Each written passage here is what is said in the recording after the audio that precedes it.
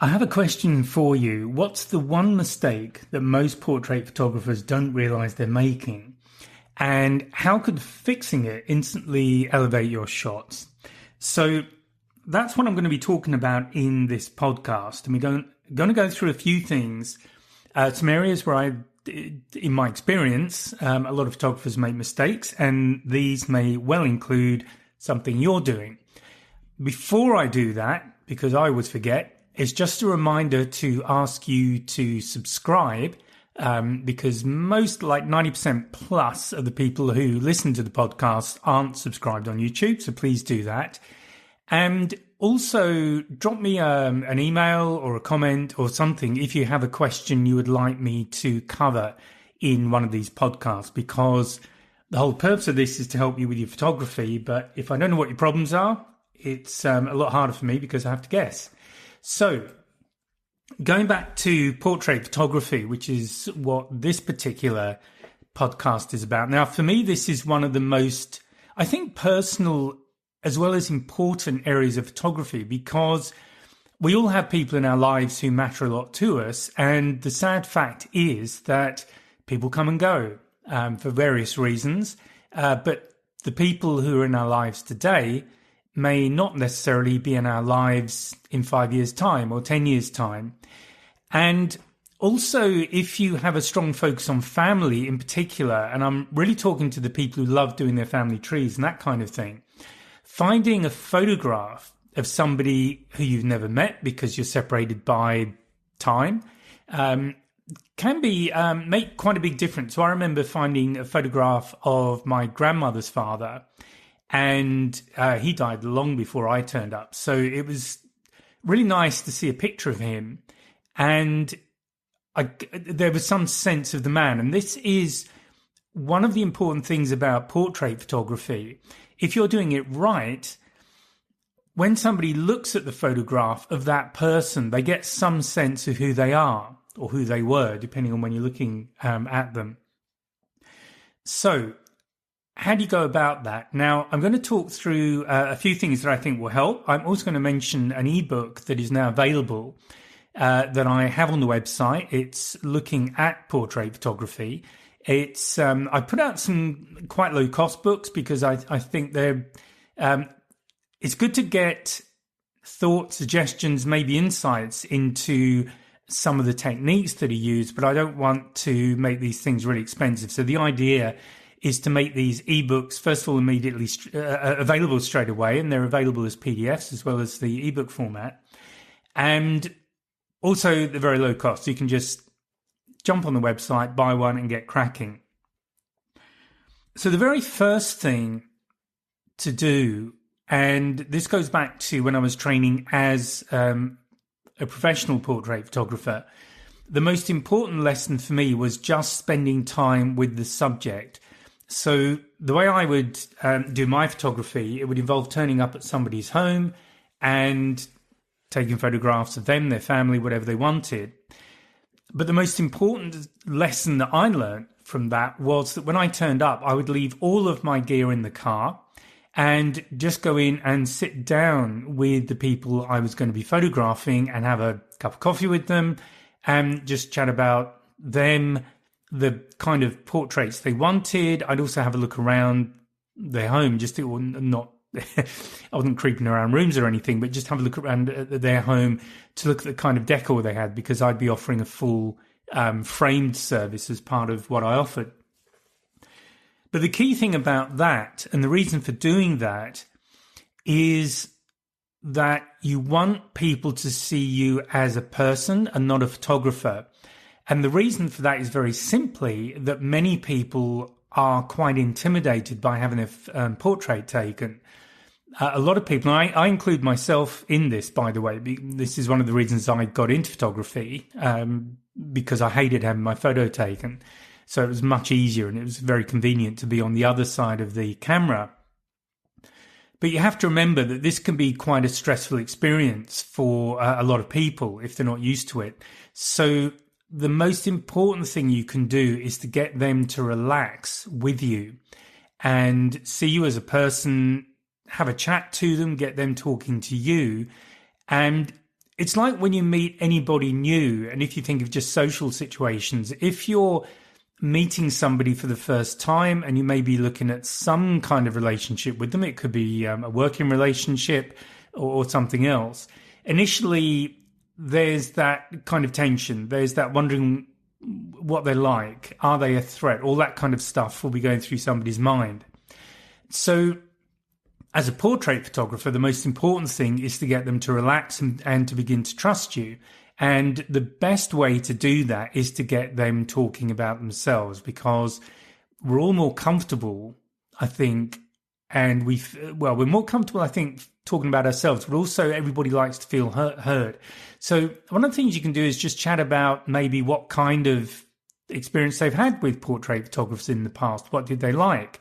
And one of the things about asking the question about what did somebody like about something is that 9 times out of 10, if there has been a problem, they will volunteer it. So you don't have to ask if they've had any bad experience with portrait photographers. Focus on the positive. So how, or even just a general question, what's your experience been of portrait photographers? Have you had your portrait taken before? Just those kind of open questions so that they can tell you about their experience. And in doing that, you can just listen for potential problem areas. Maybe someone was a bit abrupt with them. Maybe someone was a bit unsympathetic when they couldn't do the pose or whatever it might be. But just listen to what the problems are and get those out. And then the other thing is to just get an idea of the kind of shots they want. Maybe who the photograph is for.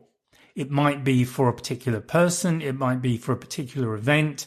But get a good understanding of that. Let them really tell you everything about this shoot that they want to have as an outcome.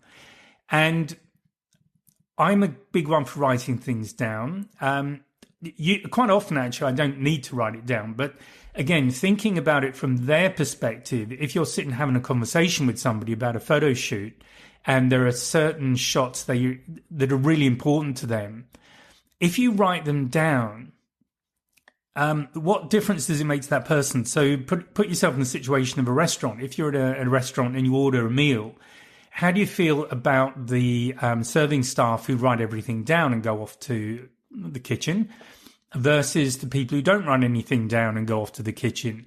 Which one do you have the greater confidence in? So this might sound like silly stuff, and it may not sound like it has much to do with photography, frankly, but it does, because very simply, if someone is not trusting you, if they're a little bit tense with you, that will show in the photographs. That they'll have, you know what it's like when we're tense. We get, portraits, we're looking at faces, so you get that look in your face. Muscles a little bit tense, all of that, and you can just see when you look at the final photograph that these people are not relaxed, they're not happy, they don't trust you.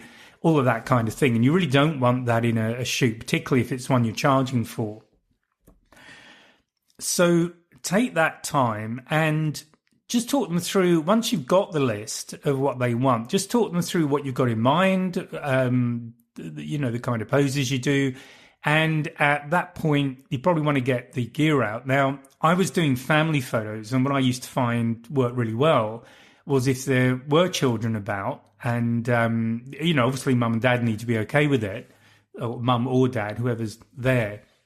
But quite often the kids would want to get involved. And it was actually a great way of keeping them focused on the shoot, because children notoriously have a very short attention span. So if you get them involved in the process, then they will stay with you for a lot longer. So one of the things I would do would get them to come and help me get the gear out of the car if it's obviously safe. And just small things they could carry for me, because kids love it. They love to be involved in what's going on. And I would always have a prepared shoot list. So it was a kind of just a basic standard shoot list of what I would do with a family. Now, that's for that kind of work. But for the portrait work you're doing, if you don't have a shoot list, I suggest you think of one. And the kind of thing that's in there are just headshots, maybe 3/4 shots, full length shots, group shots, individuals, If it's a family group, I might get mum and dad together. I might have the kids on their own individually and then together. If there's more than one, the whole family together, all that kind of thing. So I'd work out what I wanted to do. Now, another option you have, and again, it depends what the shoot is for, is that you might do a costume change, as it were. So again, the tip there, if you are doing a more formal shoot, maybe initially, so you might do it in more formal clothing, and then you do an informal shoot, so more casual clothing, always do the formal one first. And the reason for that is that during those initial shots, the subject is likely to still be a little bit tense, even though you've relaxed them, because you are now doing it. You know, you're not talking about it. You're actually going through the process of the shoot, the photography. So they've kind of got to get over that nervousness that they will naturally have if they're not comfortable in front of a camera. Just a thought, with selfies these days, I might be not talking so much about younger people, but certainly people more my age may not like it that much. So do the formals first, because if people are a little bit stiff, a little bit tense, it won't take away from the photo. You kind of expect that a little bit with a more formal pose. And hopefully, once you've gone through that process, they're starting to relax more in front of the camera. So the kind of things to do when you're shooting is, first of all, with the poses, make sure you've got a few poses in your back pocket, as it were. So a few standard things, and be prepared to show them.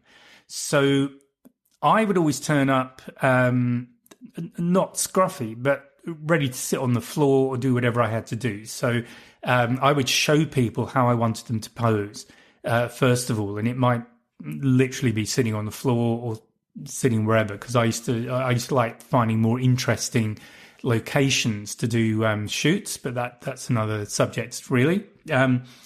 So know some poses and be prepared to show people how to pose, and then just help them get into the pose. Now, when you're shooting, always be positive. Give them lots of feedback. So you say, oh, that's great. I love that. Now, can you just move your hand slightly to the left? Or can you now look to the right? And that's fantastic. And look at a car or a tree or whatever, something they can see. Give them something specific to look at. If you don't want them looking directly at you, so that might be one of the poses or one of the sequence, to have maybe head and shoulder type shots where they're looking directly at the lens, and then off to one side of the frame, so out of frame somewhere. So have a think all of that through, but give them very, very clear instructions. Give them lots of positive feedback. If they're getting it wrong, just say something like, that's great. Now let's just try you with your arm slightly elevated, or in fact, let me just show you how I'd like you to do that. But it's all got to be positive. The other thing is to show them. So the great thing about digital photography, because I did this with film, which was a lot harder, is you can show them some of the photographs. So as you go, you can show them what you're shooting, and if they like the results, that's going to relax them a lot more, because obviously what you're doing is you're building trust. They can see the results now, and they know at that point that you know what you're doing, and that all of the process up to that point is resulting in the kind of images that they want. Now, it also gives you an opportunity, if they're not what they want, there's an opportunity to just change what you're doing, to shoot slightly differently, to correct whatever the errors are. So it's important to get that feedback, and what you're doing throughout the shoot is positive reinforcement, so that they get more relaxed. They feel more positive about what you're shooting. When it comes to the informal stuff, then you can maybe play around a lot more. But generally at that point, they are a lot more relaxed. They trust you. They trust your process. And that will make the whole shoot go much more smoothly. So these are really the key things up to this point. And you may notice that I haven't said a single word about the actual equipment you're using. So this podcast isn't a portrait workshop, although I might do one. there is a lot of detail in the ebook. So, and that's designed to be more of a kind of reference. So it'll run through different things, so explain different kind of lighting, that sort of thing. But obviously, you need to have a think about how you're going to shoot people in the nicest possible way. So because I was going to people's homes, I would generally shoot them outside. So I'm using natural light. And one of the things I would do, because often I wouldn't have been to their home before. So I'm working it out on the fly pretty much as I arrive. So there are certain things you've got to look for. And the most important one from a lighting perspective is making sure you've got somewhere where you've got a fairly even light.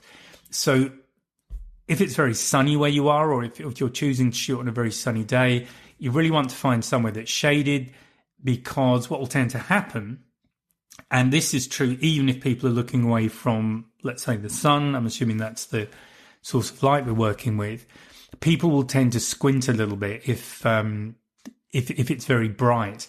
So ideally, you want to find somewhere where you can create some shade. I would look for perhaps walls that were away from the sun. Ideally, the sun would be one side of their home, and I'd be shooting on the other, so that it was as shaded as I could get. But even so, they're probably looking into fairly bright lights. So again, that can result in squinting, which you don't want. So really the ideal day, or the ideal kind of weather for portrait photography, is a nice even overcast. So it might not look very exciting when you're shooting it, but of course we've got the benefit of post-processing. So then we can work with the lighting, and we can work with colors. We can look at color saturation if we want to do that. We can shoot in black and white.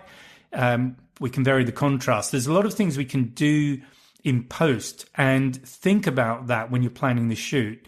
It's quite likely that there are certain things you want to try in post that will give you a certain effect. So I remember doing a shoot with somebody. It was actually at a place called it was Cockatoo Island in Sydney.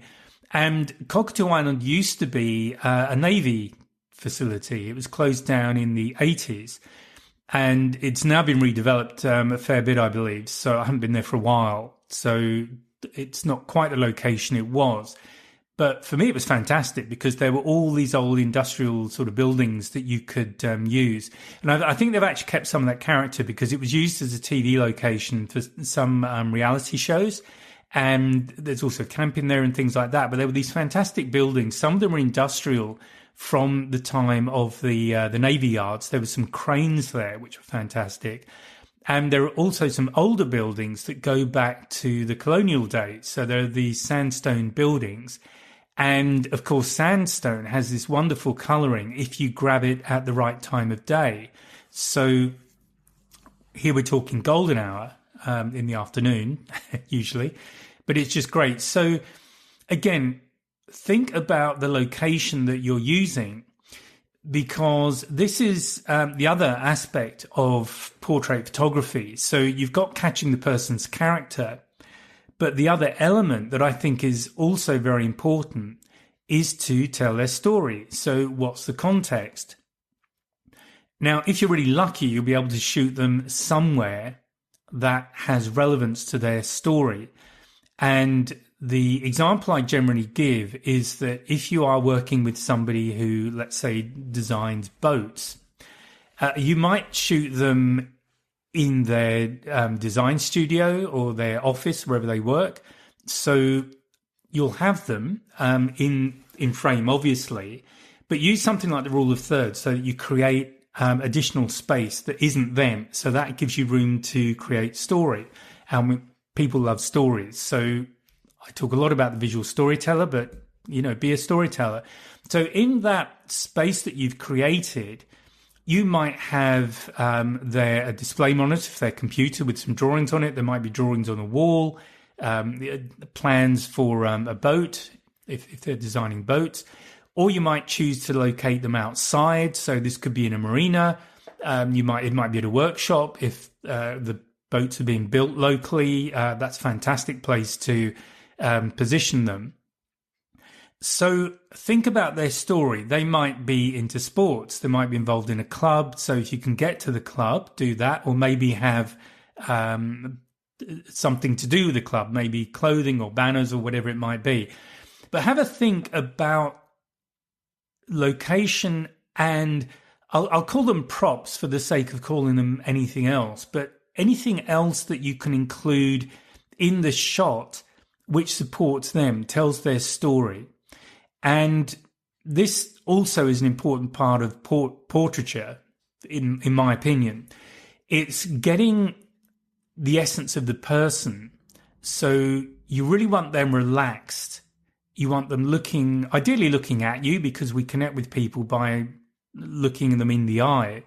So the chances are the most powerful shots you're going to get are where they're looking directly into the lens at you. And it's going to take, with some people, they're really good at doing it. They'll just dive in and do it. With other people, you've got to work on them. So that's why you would go through the process that I've already described. But when you do that, you have the opportunity to get these great photographs where they're looking directly at you. If you've got something around them that gives context, that is great. Or alternatively, you might want nothing at all. You might want to go for a really powerful, high impact black and white shot where you've lit it so that their face, or maybe even just part of their face, is lit, but everything else is dark. That can give you very high impact, very powerful shot. The other aspect of black and white, which may work for you, it might work against you, is that black and white, it's all about shapes and textures. So if you're photographing somebody who is older, maybe, their face has the lines of a life, well, let's say well-lived, but you've got all of that life experience in their face. What you have to be careful of, though, is if it's somebody maybe younger or male, female, it doesn't matter, but where they have blemishes in their skin, they might be sensitive about these. And if you go to black and white, if you're not very careful with how you handle those, it can be quite unflattering as a portrait. So be clear about what your client is looking for, but bear these things in mind. So I'm just going to recap at this point, because I think that's probably enough. Hopefully it's given you some ideas, some insights, and maybe shown you where you might be going wrong when you're shooting your portraits. So the very first thing is to really work with the person, become a person to them. So sit down, talk to them, talk about their experiences with having their portrait done, how they feel about it. Are they looking forward to it? Are they a bit nervous? What are they nervous about? Get clear about what photographs they particularly want, and perhaps what they're for, because that also may give you some ideas. Think about including children if they are there. Get them involved in the process. And also, if you are shooting children, shoot them first, because, as I've said, they have generally quite short attention spans, and you don't want them, they'll either get bored or they might get really disruptive. And either way, you don't really want them to upset the shoot that way. One tip when you are photographing them is to give them something to do. So it might be putting something together. I mean, let's say Lego, if they're into that kind of thing. It might be making something, if it's, sandpit or something like that. But have a think about it, get them to do something, and in that way they're absorbed. It will give you a much more natural looking portrait anyway. And again, chat to them. And this is the important thing, whether it's an adult or a child, keep talking. So as you shoot, give them clear direction, show them how to pose, show them what you want them to do. Always say they're doing great, and then add some additional direction if the pose isn't correct, or if you want to do something different. But always give them positive feedback. The key thing about this is to make it an enjoyable experience for them. It will show in the photographs, and also if you are doing this as a business, the chances are that they will refer you for other people. So it's a great way of getting new work. So positive feedback, And then think about lighting. Obviously, if you're in a studio or some other sort of setup, then you've got a lot more control over lighting. And in the ebook, I talk through different types of lighting you can use and Rembrandt triangles and that kind of thing. So you can play with all of those. You can design all of those. If you're doing more natural shots, so you're outside, you've obviously got less control. So the ideal day is when it's a general overcast. So you've got a nice even lighting. And what you really want to get away from is squinting, because the key thing about a portrait is to have good eye-to-eye contact. So make sure at least some of your photographs are of your subject looking directly into the camera lens, directly looking at you. And the best way to get that kind of shot is to build that rapport with them initially. So I think some photographers just want to get in and do it, but spending that time and building rapport with your clients is really important, and it can give you far, far better results than if you just dive in and start shooting. And then the final thing to think about is context, telling their story. What is their story? What can you add to the photograph that somebody looking at it can immediately make some additional connection about this person? Or do you want to go the other way? Do you want to go for a very hard, high contrast, black and white shot, no background, but very high impact? Here we're looking at a particular mood of photograph. And of course, the final thing is to think about post-processing, how you're going to use it. So I remember shooting at Cockatoo Island that I spoke about earlier, and there were some great props there to use. And I was photographing this young woman, and she was mostly dressed in black, but she had a sort of red band around her middle. And I just played with that in post-processing. I desaturated most of the color, but there was just this one bit of color in there, and that I really liked. But again, look at your compositions, think about rule of thirds, think about other things. So that's it. I hope you found that useful. I hope it's given you some ideas. As I say, please subscribe, and remember there is the ebook. So it is online now. Jump on my website, www.ge.photography, and that kind of includes all the sort of detailed stuff that you might want to refer back to with your portrait photography. And I hope you find that very useful. So that's it from me. I'll speak to you in the next podcast. Bye now. Well, I hope you enjoyed that. Now, I just want to say thank you for tuning in and joining me in the Wildlife and Adventure Photography podcast. If you have enjoyed today's episode, please give me a like, a subscribe, maybe tell your friends.